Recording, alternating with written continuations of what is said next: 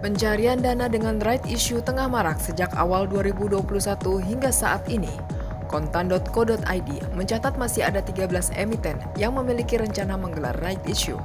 Dalam waktu dekat, PT Sejahtera Raya Anugrah Jaya Tbk akan melepas 12 miliar saham baru dengan harga penawaran Rp110 per saham. Right issue yang dilaksanakan 21 April 2021 ini ditargetkan bisa mengumpulkan dana Rp1,32 triliun. SRAJ menggunakan 70% dana right issue untuk anak usaha dan sisanya dipakai untuk modal kerja. Disusul PT Smartfren Telekom Tbk bakal menerbitkan 7 miliar saham baru dengan harga penawaran Rp120. Pelaksanaan right issue Fren direncanakan pada 23 April 2021. Fren menggunakan sebagian besar dana untuk membayar utang, sisanya dipakai di Smartel anak usahanya.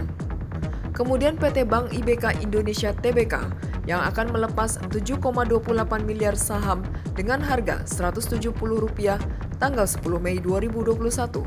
AGRS menggunakan dana right issue untuk penambahan modal dalam rangka penyaluran kredit.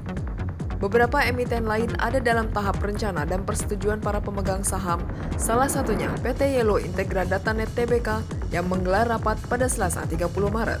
Yellow berencana melepas 1,99 miliar saham baru dengan target dana yang dihimpun Rp99,5 miliar. Dana hasil right issue untuk pengembangan usaha dengan mengakuisisi saham PT Abdi Harapan Unggul. Kemudian PT Berlina Tbk berencana melepas 244,78 juta saham untuk pembayaran utang, belanja modal ataupun modal kerja.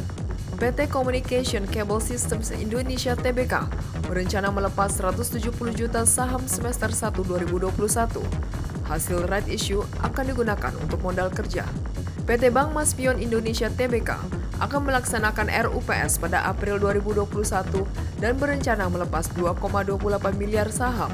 Hasil dana right issue akan digunakan untuk meningkatkan penyaluran kredit. PT Chandra Asri Petrochemical Tbk bakal menggelar RUPS juga pada 15 April 2021 untuk rencana right issue yang dananya akan digunakan untuk pengembangan kompleks petrokimia kedua. Kemudian PT Sumarekon Agung Tbk berencana melepas 3,6 miliar saham untuk memperkuat struktur keuangan dan membayar utang.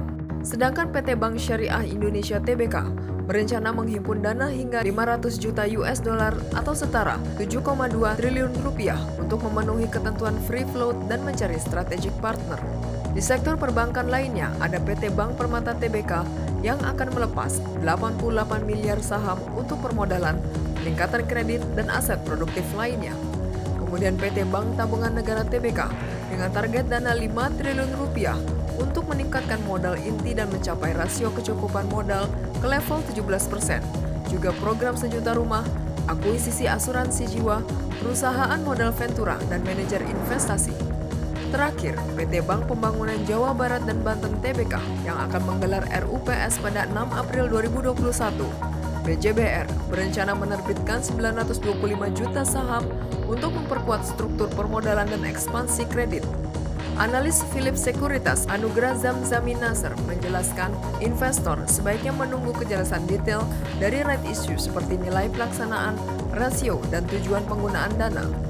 Untuk eksekusi atau tidak, lanjut Zamzami, akan sangat tergantung pada jangka waktu investasi dan rata-rata harga perolehan dari para investor.